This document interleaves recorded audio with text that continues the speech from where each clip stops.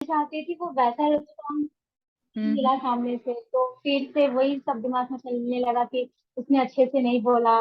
मतलब हम्म। ऐसा वैसा चलने लगा दिमाग में। लेकिन फिर ये था कि जब वो मैंने अपना काम कर लिया, तो एक सेटिस्फेक्शन हुआ कि चलो ये काम हो गया, क्योंकि बहुत टाइम से वो पेंडिंग में था। बट अच्छा। वो, लेकिन एक थोड़ा सा आया कि उसने अच्छे से नहीं रिस्पॉन्स किया, वो चीज आया था। ओके, चलिए ये एक अच्छी चीज है। एक जो मुझे जो समझ आया, जो मैं खुद भी नोटिस कर रही हूँ, कि हम लोग जो थकान होती है ना, हमको काम करने से नहीं होती, हमको थकान होती है सोचने से। सोच कर हम भारी होते हैं, और जब मन भारी होता है तो उसका असर पहले शरीर पर आता है। जैसे हमको टायर्ड फील करते हैं, कुछ ना भी किया हो ना, हम ऐसा लगे उन्हें कितना थक गए।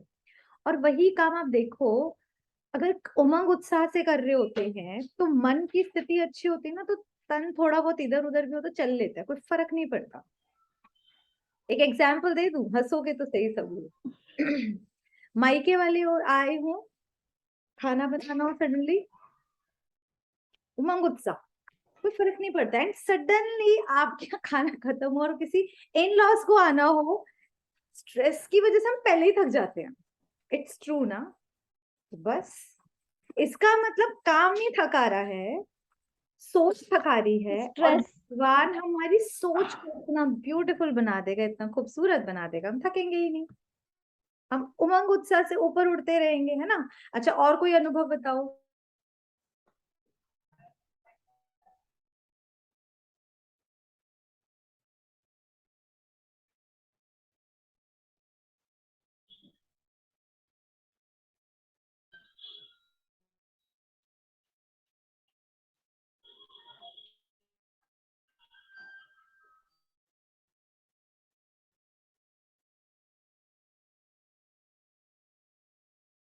कोई और नहीं बताएगा?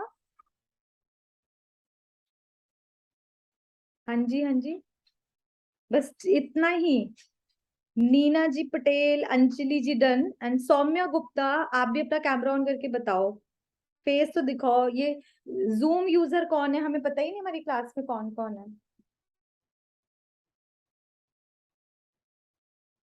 नो, तो हम आगे स्टार्ट करें फिर। ठीक है, तो हम फिर आज की मुरली की तरफ चलते हैं, जो बाबा सबसे पहला हम बच्चों के लिए क्या बोलते हैं। आज की मुरली है 5 सितंबर 2022, और भगवान का सबसे पहला शब्द होता है मीठे बच्चे। ज्ञान सागर बाप से तुम बच्चों को जो अविनाशी ज्ञान रत्न मिलते हैं ना, उन ज्ञान रत्नों का दान करने की रेस करनी है। भगवान से हमें क्या मिलता है? अगर स्थूल रूप में देखें तो दुनिया में हमारे पास मान लो बहुत सारा धन है, तो अगर किसी का धन बैंक में ही रहता है, कई बड़े वो होते हैं ना माइजर से, यूज ही नहीं करते, तो कंजूस होते हैं, ना घर वालों के लिए यूज करते, ना दान में यूज करते, बस बैंक में सजा सजा के रखते हैं। ऐसे धनवान का कोई फायदा है? कोई फायदा नहीं। उसका नाम इसीलिए कंजूस कंजूस करके सब बोलते हैं।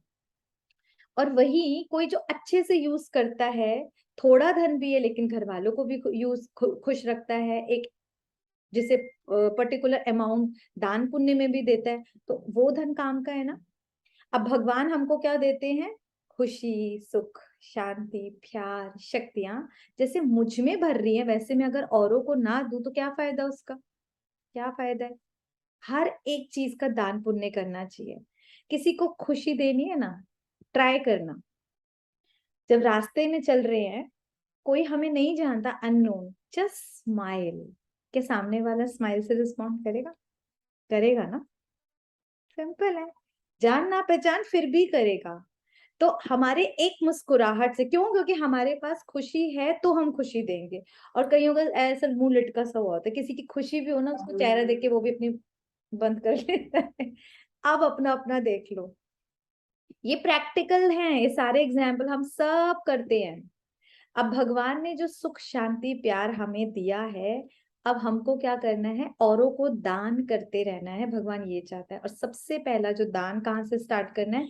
अपने अपने घरों से, अपनों से। प्रश्न है आज का, माला में नंबर आगे व पीछे होने का मुख्य कारण क्या है? इस माला का भी आपको बताते सीक्रेट।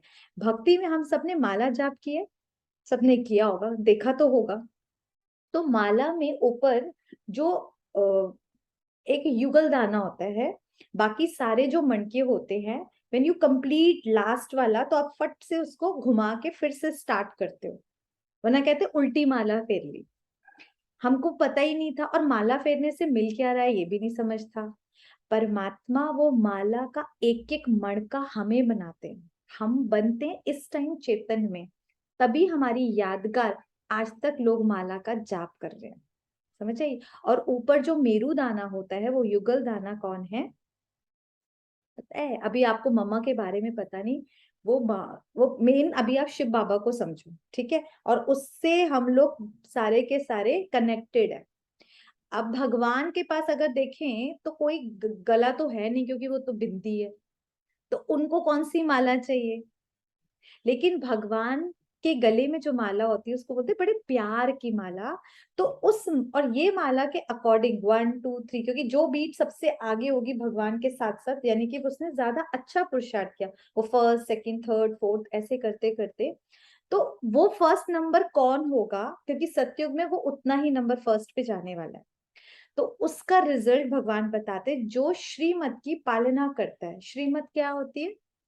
जो परमात्मा मुरली द्वारा हमको गाइडलाइंस देता है, बच्चे खाते हुए कैसे करना है, क्या सोचना है, बोलते हुए क्या सोचना है, चलते हुए क्या सोचना है, सुबह उठकर क्या सोचना है, किसी से के साथ व्यवहार कैसे करना है, एक एक चीज की, सुबह से लेकर रात तक की, सुबह उठना कब है, रात को सोना कब है, आपको पढ़ना कैसे है, काम करना कैसे, हर एक चीज की विधि बताते हैं, उसको श्रीमत की पालना बोलते हैं।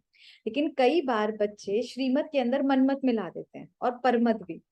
आजकल लोग फ्री में, खासकर इंडिया में, तो आपको मते देने के लिए जो राय है फ्री में बंटती है, सत्य है ना, इंडिया में तो फ्री में बंटती है, हम उनकी भी ले लेते हैं, फिर थोड़ा अपना मन का भी आता है। तो परमात्मा कहते नहीं, अभी आपको जो भगवान कह रहा है श्रीमत, उसको एज इट इज फॉलो करो, हर तरह की मते वो देता है। जो श्रीमत को अच्छी तरह पालन करते हैं ना, वो नंबर आगे जाते हैं, ये तो ऑब्वियस सी बात है। स्कूल में जो टीचर भी होता है जो अच्छे से पढ़ता है बच्चे को, जो वो जैसे बताता है, आप देखो एक ही चैप्टर 40 बच्चों को पढ़ाता है, लेकिन 40 के 40 फर्स्ट आते हैं नहीं। फर्स्ट वो आता है जो बिल्कुल एज इट इज टीचर के अकॉर्डिंग उसको पढ़ता है, लर्न करता है और एग्जाम देता है। यहाँ भी वो नंबर में अच्छे आगे आते हैं जो आज अच्छी पालना करते हैं और कल देह अभिमान व श्रीमत में मनमत मिक्स कर देते हैं, वो नंबर पीछे चले जाते हैं। जो श्रीमत में अच्छे से फॉलो करा वो फर्स्ट आएगा, जो उसमें थोड़ी थोड़ी थोड़ी थोड़ी देह भान क्या आता है, ये शरीर भूल गए मैं आत्मा, तो थोड़ा थोड़ा जो मिक्स कर देते हैं वो फिर पीछे हो जाते हैं। कायदे अनुसार श्रीमत पर चलने वाले बच्चे पीछे आते भी आगे नंबर ले सकते हैं। कितनी इंपॉर्टेंट बात है। मान लो स्टडी में लेट एडमिशन हुआ है, लेकिन अगर जो बच्चे एग्जैक्टली श्रीमत को फॉलो करते हैं जो भगवान कहता है, तो वो नंबर 1 जा सकते हैं।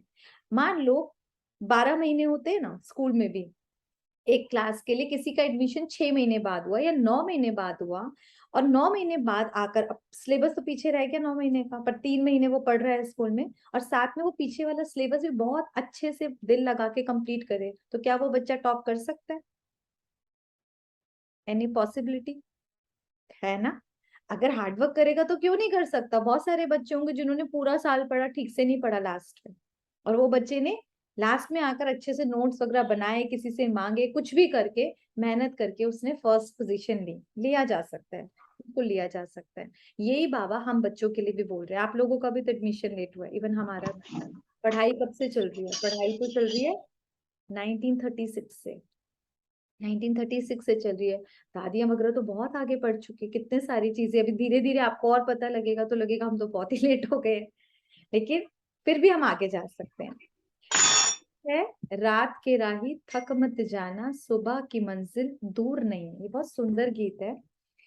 रात के राही, कई बार देखो इस टाइम कलयुग की रात चल रही है ना, बेशक हमारे लिए सवेरा, पर रात तो चल रही है, और कलयुग के टाइम अथाह दुख, परेशानियां, मारकाट, ऐसी ऐसी सिचुएशंस, ऐसी परिस्थितियां जिनके कोई सॉल्यूशंस नहीं है, घर परिवार में भी सबके साथ है। लेकिन भगवान कह रहा है बच्चे तुम घबराओ मत, ये रात तो बस खत्म हुई की हुई, कलयुग अब जाने वाला है और सतयुग आने वाला है। वो नई दुनिया में आपके लिए जो बना रहा हूँ बस आई की आई, तो थको मत। कई बार जो बहुत पुराने हैं ना, उन्हें लगता है रोज सुबह 4 बजे उठो, फिर 7 बजे फिर से मुरली सुनो, फिर सारा दिन भी ध्यान, कब तक। और कई बार सिचुएशंस बहुत ज्यादा चेंज भी नहीं हो रही, तो भगवान उन बच्चों के लिए कह रहे हैं धीरज रखो। आपको बताओ, एक ये सत्य घटना है कि एक बहुत बड़ी स्विमर थी, बहुत बड़ी स्विमर, और उन लोगों को ऑफ कोर्स उनको काफी लंबे किलोमीटर्स तक उनकी जो लगा हुआ था रेस, तो वो जब लास्ट सिर्फ 10 मीटर दूर थी, 10 मीटर कुछ भी नहीं होता उन लोग के लिए, उस 10 मीटर से पहले उसको थकान होने लगी कि अभी पता नहीं कितनी दूर है, और उसके जो सर हैं वहां पीछे से चिल्लाए जा रहे हैं कि नहीं यू कैन डू, करो करो करो, पर 10 मीटर पे उसने गिव अप कर दिया, बहुत थक गई थी। लेकिन जब छोड़ कर आई तो इतना उसे दुख हुआ, ये इतना सा बचा था, मैंने इतना तो क्रॉस कर ही लिया था। और बाद में फिर उसने दोबारा से वही कंपटीशन जीता, जी जान लगा के कि इस बार मैं गिव अप नहीं करूंगी। ऐसी कई बार हम ब्रह्मा कुमार कुमारियों में भी होता है कि 10 बार सह लिया, 15 बार सह लिया, इतना सह लिया, लेकिन वो सहन करके तब जब पता लगा स्वर्ग बस आ ही गया, इतना सही तो और सहन करना था, थोड़ा सा एडजस्ट करना था। हम मेहमान है ना वैसे भी इस दुनिया में, तो थोड़े से 2 दिन का और रहना है, फिर तो सत्युग आ ही गया ही। तो फिर इसीलिए अपनी उस खुशी को ना खोना है, ना धीरज को खोना है, बना के रखना है। ये इस गीत का सार है। ओम शांति। बाप दादा यानी ब्रह्मा बाबा और शिव बाबा दोनों कहते ओम शांति। ओम शांति का मीनिंग पता है किसी नए को? ओम शांति, अहम आत्मा शांत स्वरूप, मैं शांत स्वरूप आत्मा हूँ। ठीक है, तो बाबा हमको ये समझा रहे, दुनिया में ये बोलते हैं ना राम राम कृष्ण कृष्ण, यहाँ पर आत्मा का सम्मान बढ़ाते हैं, मैं शांत स्वरूप आत्मा हूँ, तो जिससे मैं बात कर रहा हूँ वो भी शांत स्वरूप आता है। इतनी ब्यूटीफुल सोच के साथ फिर इंट्रैक्शन में आए। दोनों का स्वधर्म शांत है ना, चाहे ब्रह्मा बाबा का चाहे शिव बाबा, दोनों का स्वधर्म यानी आत्मा का जो धर्म है वो शांत है। दुनिया में क्या बोलते हैं, हम हिंदू धर्म के मुस्लिम धर्म के, धारणा कुछ नहीं। तो हम बच्चों के अंदर से भी निकलना चाहिए, क्या अंदर से निकलना चाहिए, ओम अर्थात अहम आत्मा का स्वधर्म शांत है। कहाँ शांति ढूंढ रहे थे, और भगवान कहता तुम्हारा तो स्वधर्म ही शांत है। कहाँ वो हीरे का सेट पहन के रानी ढूंढ रही थी, और उसको पता ही नहीं था ये तो मैंने खुद ही ने पहन रखा है। कई बार हम बच्चों का भी यही हाल होता है, शांति का गले में हार है पर पता ही नहीं था। अभी हम जाते हैं शांति धाम में, पहले पहले हमको बाबा शांति धाम में ले जाएंगे ना। पहले पहले कौन जाएंगे? शांति धाम यानी कि परम धाम, जहाँ हम सब आत्माओं का घर है, वहां पहले पहले कौन जाएगा? तो उसकी बाबा ने फॉर्मूला बताया, जितना जो याद में रहेंगे वो जैसे कि दौड़ी पहनते, दौड़ी यानी कि स्पीड बढ़ जाती है, याद यानी मैं बिंदी सेकंड में आत्मा ऊपर परम धाम में। एक्चुअली देखो ना, एक सेकंड का खेल है, सेकंड में पहुंच जाओ अपनी अपनी मायके की किचन में, सेकंड में पहुंच जाओ बचपन में अपने स्कूल के रूम में, जो भी क्लासरूम था। सेकंड का है ना, मेमोरी में कितनी सी देर लगती है, यहाँ फाइल्स कोई बटन नहीं दबाना, फट से क्या माल का डब्बा ये कंप्यूटर दिया है भगवान ने हमें। और यही चीज अब क्या है, वो 5,000 साल हो गए ना ऊपर से आए हुए, अब तो थोड़ा याद आ गया ना, भगवान ने याद दस याद दिला दिया ना, अरे तुम तो परम धाम के वासी हो, सेकंड में पहुंच जाओ परम धाम। कितना दूर है दुनिया वालों के लिए ना, अगर साइंस के रूप में जाए तो अभी तुम बच्चे आत्म अभिमानी बनते हो, सोल कॉन्शियस बनते हो, भगवान हमारी ये जर्नी ही स्टार्ट कराता है कि तुम आत्मा हो। उसमें बहुत मेहनत लगती है, बहुत मेहनत लगती है, क्योंकि बार बार तो मैं शरीर हूँ, मैं ये रोल हूँ, मेरा ये नाम है, हमारे को अपने लेबल्स इतने सारा दिन याद रहते हैं, वो पैकिंग पैकिंग पैकिंग, और जो मेरी रियलिटी है वो भूल जाते हैं। तो बाबा आज वही याद दिला रहे हैं कि इसमें मेहनत है। आधा कल से तुमको रावण ने देह अभिमान में बनाया था। रावण कौन है? 10 सर वाला कोई रावण नहीं है। कौन है? ये 5 विकार, काम क्रोध लोभ मोह अहंकार, ये रावण है जिसने हमें अच्छे से अपना बना लिया था, और देह भान में कूट कूट कर याद दिलाया था, मैं शरीर हूँ, मैं फलाने, ये मेरा नाम है, फिर मैं दादी हूँ, मैं फलाना हूँ, उसके बाद डॉक्टर हूँ, मैं इंजीनियर हूँ। इन लेबल से हम अपने आप को जानते थे। उसके हिसाब से किसी ने कहा तुम बहुत सुंदर हो तो हम सुंदर है, किसी ने कहा तुम गंदे हो तो गंदे हो, जिसने जो बोला, अपना ओपिनियन ही नहीं चलता था, अब चलते हैं। अब कोई बोले अरे हे तू तो छोटी सी है, ये तो कितनी गरीब है, तेरे पास तो ये नहीं है, जज करोगे इससे अपने आप को? कभी नहीं करना, कभी नहीं करना। हम कौन है? याद करना, अरे मैं तो टाइनी शाइनी ब्यूटीफुल स्टार हूँ। ये किसके लिए बोल रहा है? ये शरीर के लिए बोल रहा है, और ये मेरा है, ये मैं नहीं हूँ। ये मेरा है, मैं नहीं हूँ। कोई मेरी ड्रेस की अगर बुराई करे तो वो मेरी तो बोलेंगे ना, कई कभी बोलते ना, ये ड्रेस कैसा लग रहा है, बहुत सुंदर ड्रेस है, अरे मुझ पे कैसा लग रहा है, इम्पोर्टेंट मैं हूँ, ड्रेस इम्पोर्टेंट नहीं है। समझ आ रही है? मैं और मेरे में फर्क। हम तो हमेशा अपने को उस ड्रेस से ही जज करते रहे, अपने पद पोजीशन से। अगर किसी को पद पोजीशन से लेना है तो उनसे एक्चुअली उन्हें भाव ही नहीं देना चाहिए। और दुनिया तो मुझे जानती ही नहीं है, मैं कौन हूँ, कैसी हूँ। किसी को पता है जब आपसे कोई बात कर रहा है कि आप आत्मा हो? आपका स्वरूप कैसा है? आप एक एनर्जी हो, कुछ भी नहीं पता है। अभी हमको भगवान ने कितनी सुंदर रियल ये नॉलेज दी है, अपनी रियल पहचान दी है। तो बाबा कहते बच्चे अभी बेहद का बाप परम पिता परमात्मा हमको देही अभिमानी, ये वर्ड ना बड़ा सिंपल सा है बट इस पे कंफ्यूजन। देह तो बॉडी कॉन्शियस, देह यानी शरीर, लेकिन देही ह पर बड़ी ई यानी कि सोल। ठीक है, तो भगवान हमको भी देही अभिमानी बना रहे हैं और अपने घर का रास्ता बता रहे हैं, याद दिला रहे हैं बच्चे तुम तो परम धाम के हो, ये इसी दुनिया को अपना मत बना लो। यहाँ पर तो तुम टेम्परेरी हो, यहाँ पर कौन हो? यहाँ पर मेहमान हो। जो घर का मालिक है वही तो बता रहे हैं, दूसरा कोई भी मनुष्य रास्ता बता ही नहीं सकता, कायदा ही नहीं है। बता सकते हैं? किसी साधु संत ने बताया परम धाम का रास्ता आज तक? कोई ढूंढ ही नहीं पाया। जब उनको ही नहीं पता तो वो हमें कैसे बताएंगे? कैसे बताएंगे? आपको पता है इसीलिए जब शरीर छोड़ते हैं तो एक दीपक जला के रखते हैं, और दीपक जला के कहते हैं कि इससे आत्मा को रोशनी मिलेगी कि जाना कहाँ है। अब सोच कर देखो, एक तो आत्मा के पास आंख नहीं है, और रोशनी कौन सी रोशनी, उसको जाना कहाँ है? यहाँ वाला दीपक कैसे दिखाएगा कि वहां जाना है? यहाँ का दीपक तो सिर्फ एक कमरे तक रोशनी दे सकते हैं ना। ये सारे सिंबॉलिक है बेसिकली। वो आत्मा एक चैतन्य थी, वो स्टार थी, वो लौ थी, उसका प्रतीक के रूप में घरों में ये जलाया जाता है। फिर उसको रास्ता नहीं बता सकता, रास्ता तो भगवान ही आकर बताता है। तो बाबा यही कह रहे बच्चे, कायदा थोड़ी ना है कि कोई मनुष्य रास्ता बताए आत्मा को, एक ही बाप आकर बतलाते हैं। और उनका नाम क्या है? दुख हरता, दुख से लिबरेट करने वाला। ये लिखो, भगवान की महिमा है। भगवान की महिमा आज पहली वो दुख हरता है। दुख हरता, जो हमें दुखों से, कौन से दुखों से? काम, क्रोध, लोभ, मोह, अहंकार, इनकी वजह से जो लाइफ में दुख आया है ना, उनको दूर करता है। जिसकी महिमा भी भक्ति मार्ग में कितना गाते हैं। ऐसे नहीं कि सतयुग में आत्मा ऐसे कहती थी कि हमको बाप ने दुख से छुड़ा करके सुख धाम में भेजा है, नहीं। ये ज्ञान बच्चे अभी तुमको मैं समझाता हूँ, ये ज्ञान का पाठ अभी ही चलता है, फिर ये पाठ ही पूरा हो जाता है, फिर डन हो जाएगा ये पाठ। फिर प्रारब्ध शुरू हो जाती है। पतित से पावन बनाने का पाठ एक ही बाप का है जो कल्प कल्प पाठ बचाते हैं।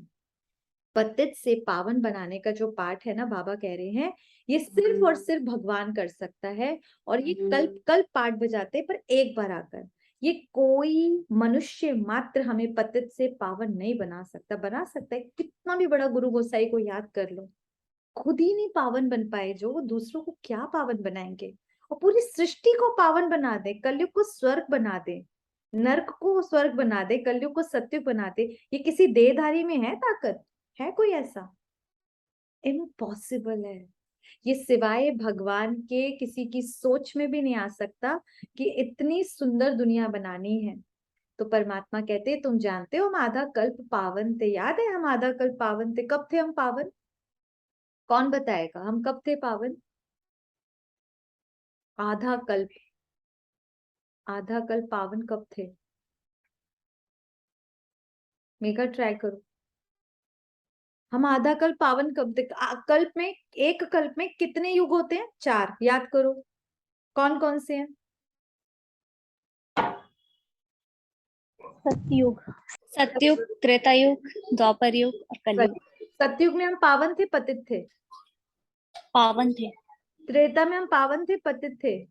तब भी पावन ही थे। तो हो गया ना आधा कल। और हाँ। द्वापर की एंट्री हुई तो कौन आ गए? रावण जी। और रावण के आते ही इम्प्योरिटी हैज स्टार्टेड। ठीक है, ये प्रॉब्लम आई थी। तो ये अब समझ आ गए वो आधा कल्प कौन सा? सत्युग और त्रेता। तो आधा कल्प बच्चे पवित्र थे, याद है? ऐसा लगता है याददाश्त खो चुके, बाबा बार बार याद दिलाता रहता है। फिर रावण राज्य में आकर तुम नीचे उतरते आते हो, कला कमती होती जाती है। भारत में ही तो देवताएं 16 कला संपूर्ण सर्वगुण संपन्न थे। जरा अपनी महिमा लिखो, देवी देवताओं की महिमा जो अभी हमें आनी है। 16 कला संपूर्ण, यानी कि हर कला, हर जो भी एक्ट करेंगे ना, एक्शन परफेक्ट। 16 कला संपूर्ण, संपूर्ण निर्विकारी, यानी कि काम क्रोध लोभ मोह अहंकार का अंश मात्र भी नहीं है देवी देवताओं में। ठीक है, ये लिख लो। 16 कला संपूर्ण, संपूर्ण निर्विकारी, फिर मर्यादा पुरुषोत्तम, जो राम जी के लिए बोलते हैं ना, और कृष्ण के लिए नहीं। वो हर देव आत्मा मर्यादाओं में रहती थी। और डबल अहिंसक, देवी देवताएं डबल अहिंसक थे, या उनका अहिंसो परमो धर्म था। वहां मार काट, अरे ना हिंसा काम विकार की थी कि किसी को देह रूप देखकर गलत दृष्टि वृत्ति जाना, और ना ही हिंसा ये हाथ पैर की लड़ाइयों की थी। और देखो हमने देवी देवताओं के रूप में सारे खंजर हथियार उनके हर मूर्ति के साथ लगा रखे, सारे टाइम वो मारकाटी करते रहते थे। कमाल की चीज है, एक तरफ देवी देवता परमो धर्म बोलते हैं, अहिंसा परमो धर्म, और एक तरफ उनको चक्र चढ़ा दिया, गदा दिखा दिया है, तलवार दिखा दी। अब सोच कर देखो, उनकी महिमा से ये हथियार, ये शस्त्र कनेक्ट हो रहे हैं? ऑफ कोर्स ये प्रतीक थे ना। गांधी जी 100 साल पहले आकर देश को आजाद करा गए अहिंसा के बल पर, और हमारे देवी देवताएं जो इतने शक्तिशाली थे, जहां और सतयुग में थे, उनको तो कुछ गलत करने की खैर जरूरत ही नहीं, वो मारकाटी करते रहे। कभी सोचा? कभी सोचा? अब ना ट्रैक से थोड़ा दूर जाएं, एक चीज की आती है, क्योंकि आपके लिए इतनी मुरली है, उसके बाद हम नीचे आते हैं, मतलब डायरेक्ट आएंगे। सोचकर देखो जरा, आप ना बड़े खुले आंख कान खोल कर समझो, लॉजिकल बुद्धि से लगाकर। हम देवी देवताओं के लिए इतनी महिमा करते हैं और साथ साथ उनको ये अस्त्र शस्त्र दे देते कि वो मारकाट करते हैं, वो सही कर रहे हैं। एक बार की बात है, घर में बच्चा मेरा छोटा था, तो जैसे अभी होकर ही गया ना ये गणेश चतुर्थी, तो जैसे घरों में पूजा होती है हुई, हमने आया स्कूल से, चलो ढोग लगाओ। ढोग लगाने गया तो आके डर गया, क्या हुआ? मम्मी ये इतने सारे इनके हाथों में क्या दे रखे, लड़ाई करने जा रहे हैं? उसका क्वेश्चन था, लड़ाई करने जा रहे हैं? जरा मैं भी जरा घूर कर देख कर आई, इस मूर्ति ने क्या पकड़ रखा है। तो सही बात है, सारे शस्त्र पकड़ रखे थे। अब मैं उसके पास आंसर नहीं कर पाई कि ये शस्त्र किस सिंबल क्यों पकड़ा रखे, तो पर मैंने कहा ये ऐसे ही बोल देते हैं, ये लड़ाई नहीं करते, क्यों लड़ेंगे, तो बहुत अच्छे हैं, तो फ्रेंड बनते हैं गणेशा, क्यों लड़ाई करेंगे। अब सोचकर देखो, कहा जाता है शास्त्रों में गणेश जी के लिए कि वो शंकर जी के पुत्र थे, बोला जाता है ना। अच्छा, और शंकर जी को दिखाया जाता है वो महान तपस्वी आत्मा, तप में रहती थी। फिर ये भी दिखाया जाता है कि इनका जन्म कैसे हुआ, कि जो पार्वती जी थी वो अपनी मल रही थी, उसकी मैल निकली और बच्चा पैदा हो गया। जस्ट जस्ट थिंक, हमने हाँ जी करा, उन्होंने अपनी मैल से इतनी मैल निकली, इतनी मैल, इमेजिन हमने भी निकाली होगी कभी, तो उपटन कुछ किया होगा, कितनी निकलती है एक कटोरियन। उनकी इतनी मैल निकली, इतना बड़ा बच्चा भी बन गया, अब उसमें जान भी फूक गई, सब हो गया, जबकि सोल से होती है। उसके बाद यहाँ चलो, यहाँ बच्चा जी हो गया, मम्मी नहाने गई है, पापा हजारों वर्ष की तपस्या के लिए गए हैं, बच्चे को मम्मी बोल के गई कि बेटा मेरा बाहर रख, पहरा देना, कोई आए नहीं, कोई और पहरेदार नहीं, छोटे से बच्चे को पहरे के लिए बोल। फिर इतने बड़े तपस्वी शंकर जी आए, बच्चे ने सिर्फ इतना मना करा, आगे ही तो पालन कर रहा था कि मैं आपको अंदर नहीं जाने दूंगा, मेरी मम्मी स्नान कर रही है, उसका गला काट दिया। जस्ट इमेजिन, एक इंसान, एक देवता, महादेव तपस्या करके और गला काट दिया बच्चे का, अपने की तो बात ही नहीं है, गला काट दिया। फिर वहां से भी काम नहीं हुआ, मम्मी आके रोती है, क्या कर दिया। अब महादेव जी ने क्या करा, एक हाथी लिया, उसका गला काट दिया, फिर उस हाथी के गले को जोड़ दिया, उसी को जोड़ देते, एक और हिंसा करे। और हमने कहा वाह वाह, आपने सोचकर देखो लॉजिकल। एक साधारण इंसान में भी इतना क्रोध नहीं होता कि बच्चा गलती करे तो उसका गला काट दे। हम लोग भी योगी हैं, जब योग तपस्या से उठते हैं ना, आवाज भी धीमी हो जाती है। आप लोग तो अभी 2-2 मिनट 5-5 मिनट का योग करते हो। योग अगर अच्छे से कर कर आए, हिंसा आएगी या अहिंसा और शांत हो जाएगी आत्मा। हजारों वर्ष का तप कर कर इतनी बड़ी हिंसा की एक छोटे से बालक का वध कर दिया, गला ही काट दिया। और इतनी ही शक्ति थी तो उसी गले को चिपका सकते थे, पर नहीं, एक हाथी का गला काट के चिपकाया गया, बेचारा हाथी भी मारा गया। हिंसा है या नहीं है? ये कैसी कथा है और कैसे ये जन्म है। और फिर वो सोच कर देखो वो बच्चा कैसे दिखता होगा, शरीर इंसान का मोटा और सूंड वाला गला, कैसा एबनॉर्मल चाइल्ड। ये एक सूचक होगा या सत्य होगा? सोचकर देखने की बात है, सोचने की। शिव का पुत्र क्या कहलाता है? गणेश। हम सब कौन है? वी ऑल आर शिव के पुत्र, वी ऑल आर गणेशा। जो उनके एक एक अंग है ना, आंख छोटी क्यों दिखाई गई, एक दंत क्यों दिखाया गया, मोटा पेट क्यों दिखाया गया, कान बड़े क्यों दिखाए गए, ये सारे सिंबॉलिक है। जो मैंने आपको पूरी की पूरी इसकी वीडियो दी थी, उसको सुनना। और गणेशा विघ्न विनाशक होता है। कभी गणेश जी ये दूसरे गणेश जी के पास गए हैं, मेरा विघ्न दूर कर देना? वो तो जड़ मूर्ति है। इमेजिन, वो जड़ मूर्ति है जिसकी गणेश रूप में, विघ्न विनाशक के रूप में बड़ी श्रद्धा भाव से पूजा की जा रही है। और सिर्फ ये सोच कि मेरे घर के विघ्न दूर हो जाएंगे, सच में होते हैं। हमारी तो वो जड़ मूर्तियां हैं, हम तो चैतन्य अपने अपने घरों में बैठे हैं। पर क्योंकि हम उस स्वरूप में अपने को मानते ही नहीं है, हम उस स्वरूप में मानते ही नहीं है, इसीलिए कटोरा लेके कभी इसके दर, कभी उसके दर, कभी इसके दर। कब तक चलेगा? तो ये भगवान ने बताया, जो थोड़े से हिंट रूप में मैंने डाल आप लोगों को बताया, पर सोचना इसके बारे में। तो भगवान कहते, बच्चे कला ऐसे कम होती गई, परंतु ये वहां मालूम ही नहीं रहता था ना। क्या मालूम नहीं रहता था? कि वहां 16 कला संपूर्ण थे, कभी हम ऐसे भी थे। और उन्हों का पुनर्जन्म लेते लेते लेते, मतलब वो आत्माएं इतनी प्योर जो देवी देवताएं कहलाती थी, वो सोल थी ना, शरीर तो 150 साल 100 साल जिया, छोड़ा छोड़ा छोड़ा छोड़ा छोड़ा, आत्मा जन्म लेते लेते लेते क्या होती गई, पुनर्जन्म में आते नीचे उतरती गई। ये सारा ज्ञान अभी तुम्हारी बुद्धि में लॉक कर लिया, इस ज्ञान को कोई निकाल ना ले जाए। पावन देवी देवताएं पतित कैसे बनते हैं, आओ तो 84 जन्मों की कथा सुनाए। 84 के चक्र की यही तो सत्य कथा है। एक और मैं बड़ी सुंदर चीज पे चलती हूँ। हम सभी के परिवारों में सत्यनारायण की कथा होती है। आई होप कि सबने कभी ना कभी तो सुनी होगी। एक हम पहले सुना करते थे, अब स्पेशली पढ़ना या सुनने जाना, घरों में बना हुई किताब होती है, और उस कथा को ध्यान से पढ़ना। उसके पांचों के पांचों अध्याय में कोई कथा है? अगर किसी को याद है तो ट्राई टू रिकॉल। कोई कथा ही नहीं है। पांचों के पांचों अध्याय में उसने नहीं खाया तो ये हो गया, उसने ठुकराया तो ये हो गया। Katha is not available. Where is katha? Satyanarayan की कथा, यानी कि ऐसी कथा जो नर को नारायण बना दे और नारी को श्री लक्ष्मी, वो कथा आप सच्ची सच्ची अभी सुन रहे हैं, वहां कथा है ही नहीं।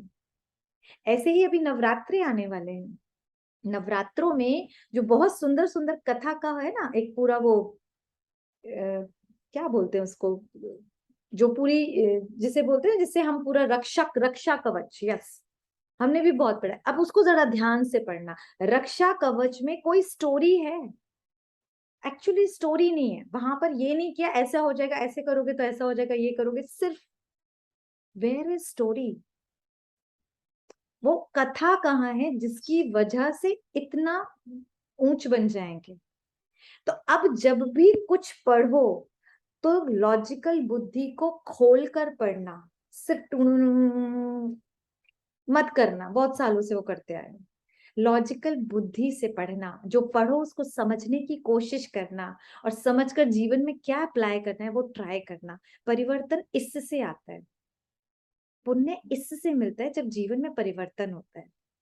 तो यहाँ पर भगवान कहते कि वो जो सत्यनारायण की कथा थी वो तो अभी सुन रहे हो। सत्य बाप से सत्यनारायण कथा सुनकर सत्ययुग जाएंगे ना, सत्यधाम चलना है ना। अच्छा, यहीं पे हम विराम देते हैं। मीठे मीठे सिकिलते बच्चों प्रति माता पिता बाप दादा का याद प्यार और गुड मॉर्निंग। रूहानी बाप की रूहानी बच्चों को नमस्ते, और हम रूहानी बच्चों की रूहानी बाप दादा को याद प्यार गुड मॉर्निंग और नमस्ते। शुक्रिया बाबा, शुक्रिया। धारणा का पहला सार है, होमवर्क लिख लीजिए, नोट करना चाहिए। पहला, बाप से अंदर बाहर साफ रहना है। दुनिया में हम किसी से कुछ भी छुपा सकते हैं, लेकिन एक खुद से और एक उस बाप से नहीं छुपा सकते। कहाँ जाएंगे, उसको तो सब पता है। और अपना जो कहते हैं ना, अपना चेहरा देखना, तो वो वाला आईना नहीं। दिल दर्पण में तो खाता है ना, मैं ये गलत कर रहा हूँ, ये गलत सोच रही हूँ, हमें तो पता होता है ना। एक इंसान जितना खुद को जानता है दुनिया में उसे कोई नहीं जानता। कईयों को हमारी वो चीजें अच्छी लग सकती है, उसे क्या पता अंदर हम क्या सोच रहे हैं। तो भगवान यही बोल रहे हैं, अगर कभी भगवान से झूठ नहीं बोलना है ना, अंदर बाहर साफ रहना। कोई भी भूल हो जाए, देखो कितने प्यार से एक पेरेंट बोल रहा है, अगर कोई भूल हो भी जाए तो फौरन क्षमा मांगना। कभी गलती हो जाती है ना, जैसे तो हम बच्चों को भी यही बोलते हैं ना। तो यहाँ भी भगवान कहता है, अगर गलती हो जाती है, आप कोई श्रीमत के अलावा कुछ गलत काम कर भी देते हो तो सॉरी बोल देना। रूहानी जिस्मानी दोनों प्रकार की सेवा करनी। सेवा कौन सी? रूहानी सेवा, यानी रूहों को प्यार सुख शांति देना। और दूसरा जिस्मानी, हम घर परिवार में रहते हैं, कभी किसी को धन की सेवा की जरूरत पड़ सकती है, कभी हमारी हेल्प की जरूरत पड़ सकती है, और हम सब सेवा करते हैं। देखो हम डबल सेवा कैसे कर सकते हैं। भोजन बनाते हैं, सभी लेडीज है ना मैक्सिमम, तो जब घरों में भोजन बनाते वो स्थूल सेवा है, लेकिन जब उसी में हम प्योरिटी की वाइब्रेशन, शांति की वाइब्रेशंस के साथ भोग बनाकर जब देते हैं तो वो डबल हो गई। क्योंकि उस खाने को जब खाएंगे वो स्थूल सेवा, लेकिन जो उसके साथ उनकी वाइब्रेशंस मिलेगी वो प्यार शांति सुख की मिलेगी। ये तो किसी ने देना नहीं सिखाया था, ये भगवान सिखाते हैं। डबल सेवा करनी है, डबल सेवा। ये डबल सेवा से अपना ही घर सतयुग बन जाएगा। तो ये करना है, और रूहानी जिस्मानी दोनों प्रकार की सेवा करनी है। तो आज ये वाला तो करेंगे ना, हम ये वाली सेवा कर सकते हैं। कभी झाड़ू पोछा या सफाई करनी पड़े तो एक वो सफाई, और साथ साथ संकल्प, तरह से मेरे घर परिवार के जितने भी सदस्य उनका मन भी साफ हो रहा है, उनके भी मनों से झाड़ू पोछा लग रहा है, सबके मन में एक दूसरे के प्रति कुछ भी मिसअंडरस्टैंडिंग है, क्लीन क्लीन क्लीन। कितना सिंपल है, कर सकते हैं ना। तो बाबा कहते दूसरा, कभी भी ईर्ष्या के कारण एक दो का पर चिंतन नहीं करना। पर चिंतन, देखो ये पर ना सीख लो, ये बड़े सुंदर पर बाबा बताते, 3 पर काट दो और 1 पर लगा लो। वो 3 पर कौन से काटते हैं जीवन से? पहला पर दर्शन। पर दर्शन क्या होता है? ये ऐसे कर रहा है, इसको ऐसे नहीं करना चाहिए, बोलता रहता है, ये करता रहता है सारा टाइम, ठीक है। उसके बाद फिर प्रदर्शन के बाद आता है परचिंतन। हम वहां जाते हैं, पता है उसने ऐसे ऐसे ऐसे ऐसे करते हैं, इतना चिंतन चलाते हैं। गॉसिप्स क्या होती है? 2 जने थर्ड के बारे में बात कर रहे होते हैं, 4 जने बात कर रहे हैं तो 5th के बारे में बात कर रहे होते हैं। These are gossips. तो पर चिंतन, पर दर्शन नहीं करना। और तीसरा होता है पर मत, दूसरों की मतों पर नहीं, दूसरों की राय सुनो, समझो, चलाओ श्रीमत के अकॉर्डिंग खुद को। भगवान क्या कहता है, वो कभी गलत राय नहीं देगा। ठीक है, तो ये 3 पर काट दो, और बाबा क्या कहता है, इसकी जगह पर उपकार करो, परोपकार। ठीक है, करेंगे। और ये 3 का जो ऑपोजिट है वो क्या करना है, स्वचिंतन, स्वदर्शन। समझ आ रहा है? पहले स्व का दर्शन, मैं कौन हूँ, मैं आत्मा हूँ। स्वचिंतन, मैं कैसी आत्मा हूँ, मीठी आत्मा हूँ, मैं शांत स्वरूप हूँ, मैं सुख स्वरूप हूँ। ठीक है, और श्रीमत पर चलना है, पर की जगह श्रीमत, उस सिर्फ उस एक की, पर अपनी मत पे भी नहीं। हमारा मन भी बहुत कोई अच्छा नहीं है इस टाइम, क्योंकि मन में तो बड़े बड़े गलत संकल्प आ जाते हैं ना, विकारों से। इसीलिए पर मत भी नहीं तो मन मत भी नहीं, ओनली श्रीमत। और ये सारे पर हटा के इससे कर लिए, एक्सचेंज कर लिए। आज पर दर्शन नहीं, आज स्वदर्शन। पर चिंतन नहीं, स्वचिंतन। पर मत नहीं, श्रीमत। और सब पर करते चलो परोपकार। तो कोई किसी के प्रति अगर उल्टी सुल्टी बात सुनाए ना, तो सुनी अनसुनी कर देना। घर परिवारों में तो ये नॉर्मल है ना, नॉर्मल है ना, सुनिए। अब भगवान ने तो आज मना कर दिया, अब कोई बुराई करने आ गया, क्या करें। बोलो ओम शांति। आज उपवास है, ट्राई टू इग्नोर कि आज मुझे बात नहीं करनी। कई बार इतने मम्मी सिस्टर्स इतने फ्री होते हैं, बात करके 1 घंटा अपने घर का सारा कूड़ा आपको दे देते हैं, एंड आप भी बहुत अच्छे से डस्टबिन बन के ले लेते हैं। फिर आपके अब बदबू आना शुरू होती है, आती है। बहुत ध्यान रखना, we are not dustbin for others कि आए और अपना घर का कचरा डाल के चले गए। नहीं, हमें तो भगवान अगरबत्ती बनाने आया है, फ्रेग्रेंस फैलानी है अपने भी औरों के घर में भी। तो सबसे पहले, अभी आप नए नए हैं, ट्राई टू अवॉइड कि ऐसी लोगों से थोड़ा सा दूरी बनाए, या टॉपिक चेंज कर दे, या बोल दे अभी मैं बिजी हूँ, कल बात करती हूँ। क्योंकि आज आप सबका उपवास है, कोई भी व्यर्थ चिंतन, उल्टी सुल्टी बात सुननी नहीं है, और चली गई तो अनसुनी कर देनी। जैसे डोरेमोन के टाइम बच्चों को आवाज लगाओ तो सुनाई ही नहीं देता है, ऐसे अनसुनी कर दो। वर्णन करके किसी की दिल खराब नहीं करनी है। फिर देखो, एक और कमाल की चीज होती है, हम अपने तक नहीं रहने देते, उसके बाद हम आगे भी उसको फैलाने का सबसे बड़ा सोसाइटी में काम कौन करता है, हम औरतें। मिल बांट के, तू भी थोड़ा खा और तू भी खा, क्योंकि हम सबसे ज्यादा फ्री होते हैं। हाथों से हमारे पास बहुत सारा काम है, we all are occupied, but मन से हम तो फ्री हैं। तो कान यहाँ पकड़ा, फोन पे लगे हुए हैं, तेरी तेरी तेरी तेरी काम करते जा रहे हैं। तेरे घर में बदबू हो, इसके घर में भी हो, और इससे क्या होता है, इसके घर की जब उधर करते हैं हम, किसी और के मन में किसी और के लिए गलत बीज बो रहे हैं। कितना बड़ा पाप है ये, कितना बड़ा पाप। फिर जब वो सोल उस सोल से जब भी मिलेगी ना, रॉन्ग इंप्रेशन से मिलेगी। This is very bad, very bad.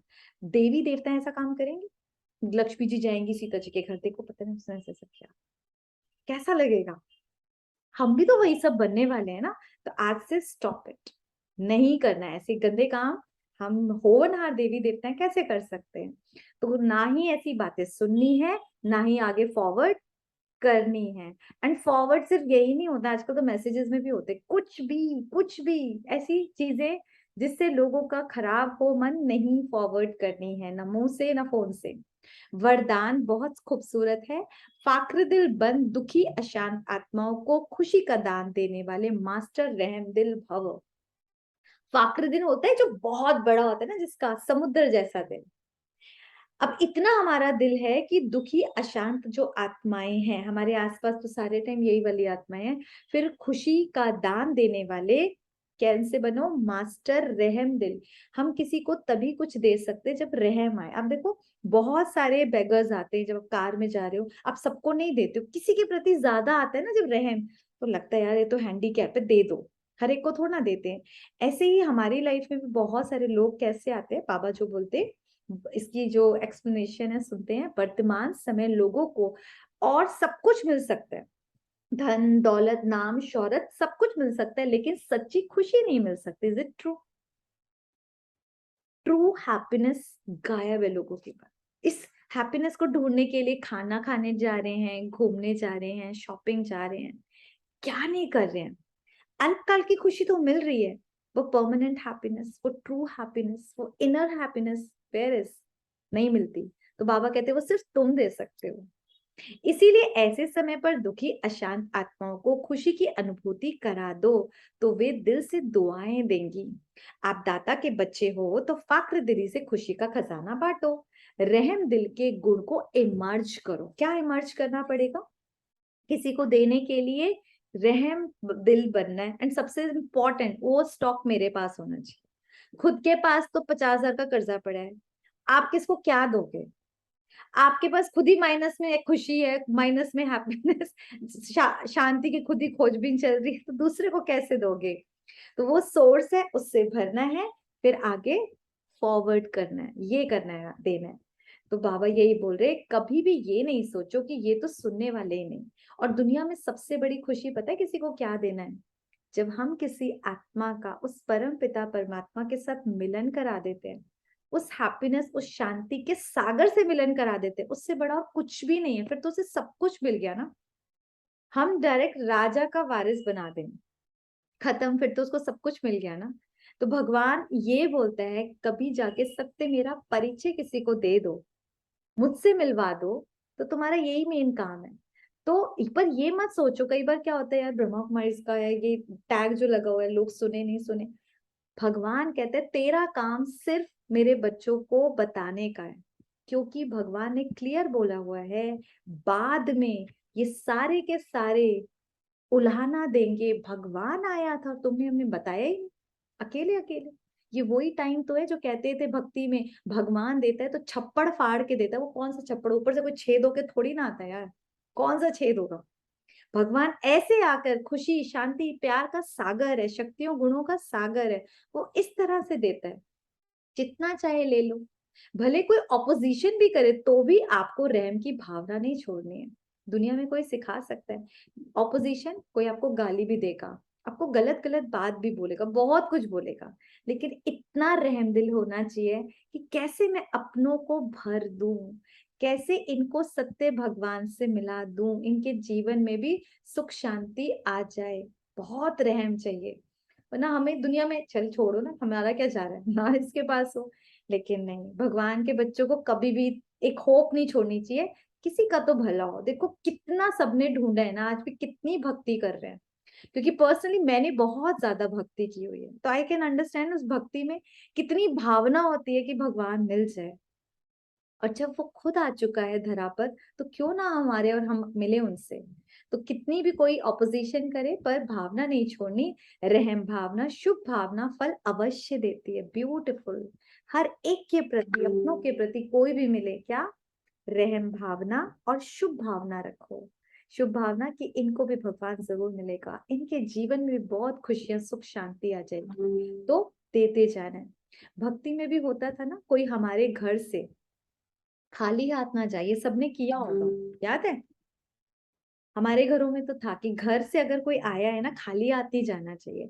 अपना भी पक्का नियम बना लो, अगर कोई भी आत्मा मेरे इंटरेक्शन में आती है, वेदर घर में हूं या जिस भी फील्ड में, उसे वो सुख का शांति का कुछ तो लेकर जाए। घर में जब 1 रुपया दे देते थे, तो यहाँ भी एक बूंदी चाहे प्यार की, शांति की, एक स्माइल लेकर चली जाए मेरे चेहरे से, पर उसको जीवन में कुछ ना कुछ मिले। अगर कोई मेरे संबंध संपर्क में आया है तो खाली नहीं जाना चाहिए। स्लोगन है, ज्ञान योग की पालना ही रूहानी पालना है। इस पालना से शक्तिशाली बनो भी और बनाओ भी। पालना वैसे तो धन दौलत इनसे करते हैं, लेकिन सबसे बड़ी पालना, क्योंकि ये आत्मा की पालना है ना, तो रूहानी पालना कैसे? पहले ज्ञान जो परमात्मा दे रहा है, जो हम पढ़ रहे हैं, और दूसरा योग। दूसरा योग क्या?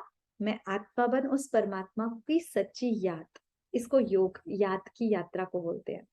तो आज क्या करना, अपने घर वालों को क्या करना, जो भी आपको पॉइंट अच्छा लगा ना, बड़े प्यार से बोलना, चाहे बच्चों को इसे ये सेवा जरूर करना कि आज भगवान ने ना ये पॉइंट बोला है, भगवान ने बोला है श्रीमत पर चलना है, या भगवान ने बोला है दूसरों की बुराइयां इधर उधर नहीं फैलानी। कोई भी जो पॉइंट आपको टच किया हो, आगे जरूर फॉरवर्ड करना।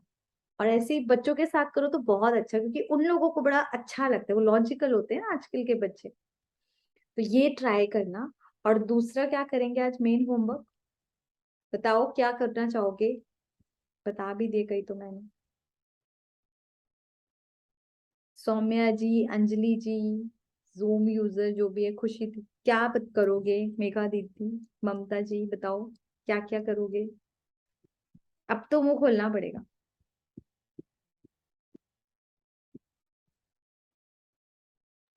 खुशी का दान दोगे किसी को? एक तो ये था कि नहीं तो स्वच्छ दे इनकम सकते हैं, करना है। दे सकते हैं ना, ये जरूर करना है। अच्छा, और क्या करेंगे?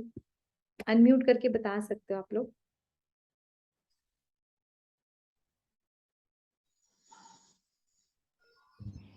मुझे तो कुछ भी नहीं सुनाई आज दे। पक्के से किसी की बुराई भलाई नहीं करेंगे। पक्के से बुराई भलाई नहीं करेंगे, ना सुनेंगे ना ना करेंगे। सुनेंगे। अच्छा, वैसे करते हो? थोड़ा बहुत तो हो ही जाता है। थोड़ा बहुत हो जाता है, ओके। यानी आप सब डस्टबिन बन के थोड़ा थोड़ा रहते हैं, छोटा वाला डस्टबिन। ठीक है, धीरे धीरे हम डस्टबिन नहीं बनेंगे, हम क्या नहीं, बनेंगे? डस्टबिन नहीं बनना। तो फिर क्या बनना है? कुछ तो बनना पड़ेगा। एक अच्छा इंसान बन के रहना है फिलहाल तो। अगरबत्ती बनना है। अगरबत्ती बनना है। डस्टबिन की स्मेल आती है। कौन बोल रहा है? आवाज नहीं आ रही है। ममता दीदी, हाँ, प्रैक्टिकल लाइफ में कैसे पॉसिबल है ये? क्यों नहीं है? हम लोग हैं तो सही, हम भी तो प्रैक्टिकल आपकी तरह ही होते हैं। अरे पर तुम कर ले तो मेरे लिए तो बहुत मुश्किल है ये। नहीं नहीं नहीं नहीं, ये सबके लिए बहुत मुश्किल था, क्योंकि हम लोगों की जो पालना है ना ऐसी मिली है, थोड़ी इसकी थोड़ी इसकी, उसी में जिंदगी बसर हो रही थी। लेकिन तब पता नहीं था ये गलत, पता नहीं था। वही जैसी पालना मिली। अब भगवान की पालना कुछ अलग है ना, क्योंकि भगवान जब कुछ करने को बोलता है तो बल भी देता है। आपको सिर्फ संकल्प लेना है कि आज मुझे नहीं करना। आपको पता है शुरू में हमारे पास बहुत सारे लोग आते थे, ऐसे आते थे। जब धीरे धीरे यहाँ से कुछ भी नहीं मिलता ना, हाँ जी भी नहीं करते थे, धीरे धीरे अब एक भी जना ऐसा नहीं है कि कोई फोन करके भी हिम्मत भी करे इसकी और उसकी करने की, क्योंकि पता है यहाँ पे आने ही नहीं है। तो अब लोग प्रॉब्लम लेकर आते हैं कि इसका सोल्यूशन बताओ। तो लेकिन डस्टबिन ना हमने बनना छोड़ दिया तो लोगों ने कूड़ा फेंकना छोड़ दिया। आप डस्टबिन बनना छोड़ना पड़ेगा, लेकिन साथ साथ अगरबत्ती बनते जाओ। वो फ्रेग्रेंस आएगी ना तो उधर से समझ आएगा कि यहाँ तो कोई सुनने वाला नहीं है। क्योंकि जब हम भी तो इंटरेस्ट लेते ना, हाँ अच्छा अच्छा, तो बस उन्हें मजा आ जाता है, ये तो फिर सही जगह पहुंच गई। इसीलिए आप पहले डस्टबिन बनना बंद करो, ठीक है? और आज का तो बेस्ट है, क्योंकि अभी लोगों को पता थोड़ी ना कि आपने आज ही संकल्प किया। They will call you, but आज आप बोला आज मैं थोड़ा बिजी हूँ, कल बात करती हूँ। एक दिन सिर्फ व्यर्थ की इंफॉर्मेशन से दूर रह के देखना, you will feel so light. ठीक है, ओके। तो आज ये बहुत इंपॉर्टेंट काम हम सब करेंगे। सब करेंगे या यही दो जने करेंगे? आंटी आप करेंगे? कोई बुराई भलाई नहीं करेंगे? चलेगा? पॉसिबल है? आज ही आपकी बेटी का फोन आएगा, फिर क्या करोगे? किसी ऐसे का नोन का बड़ा फोन आता है ना कि और पता है मेरे साथ फिर तब फटाफट क्या बोलना है, यार आज मैं बिजी हूँ कल बात करती हूँ, फटाफट से। अब उनको नहीं बोल सकते मेरा फास्ट है, अभी उन्हें नहीं समझ आएगा, लेकिन आप मना करेंगे, ये बोलना पड़ेगा। शुरू में बोलना पड़ता है, और धीरे धीरे फिर कोई भी नहीं करता है। जैसा वही है ना, जैसे जिसको जो माहौल मिलता है वो वैसी बातें करता है। ठीक है, तो फिर धीरे लगेगा प्रैक्टिकल है।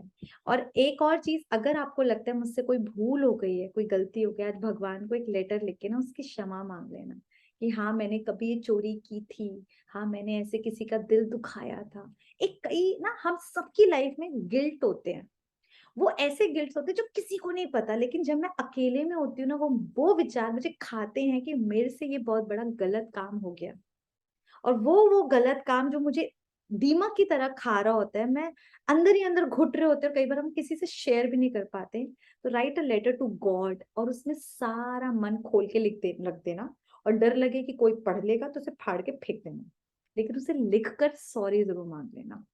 आपको इतना लाइट लगेगा, क्योंकि जैसे जैसे हम संकल्प क्रिएट कर रहे होते हैं ना, बाबा के पास वो संकल्प जा रहे होते हैं। और ऐसे सच्चे बच्चों को भगवान हिम्मत देता है, हिम्मत देता है। उन सब पुराने पास्ट को भूलने की हिम्मत और एक नई सुंदर शुरुआत करने की जज्बा, ये भगवान देता है। ठीक है, ओम शांति। आज तो सारी क्लास हमारी इसी में होगी। 1 मिनट का पावरफुल योग करते हैं। लंबा गहरा श्वास लेंगे। रीढ़ की हड्डी सीधी, एकदम अलर्ट अटेंटिव होकर बैठ जाए। मस्तक के बीच सारा फोकस मैं सर्वशक्तिवान की दिव्य महान रचना हूं, दुनिया की सबसे भाग्यवान खुश नसीब आत्मा हूं। सेकंड में इस शरीर से उपराम हो, इस देह के पार बादलों से ऊपर यूनिवर्स को भी क्रॉस करते हुए पहुंच गई परम धाम। परम धाम में देखें अपने मीठे घर को, अपने मीठे बाबा को, और मन से प्यार से उन्हें बता दें कि आप जैसा सुंदर टीचर मुझे मिला, उसके लिए शुक्रिया। हैप्पी टीचर्स डे बाबा। इतनी सुंदर शिक्षाएं देने के लिए जो मेरा पूरा जीवन बदल रही हैं। आपका जैसा टीचर, गुरु, पिता, दोस्त पाकर मैं धन्य हो गई हूँ। आपकी किरणों रूपी हाथ सदा मेरे सिर पे रहे। शुक्रिया बाबा, शुक्रिया। धीरे धीरे नीचे उतरे, आत्मा रूप में मस्तक के बीच आ जाएं। मैं आत्मा सारा दिन मेहमान बनकर इस देह द्वारा अपने सारे कर्म और रोज निभाऊंगी। ओम शांति शांति शांति।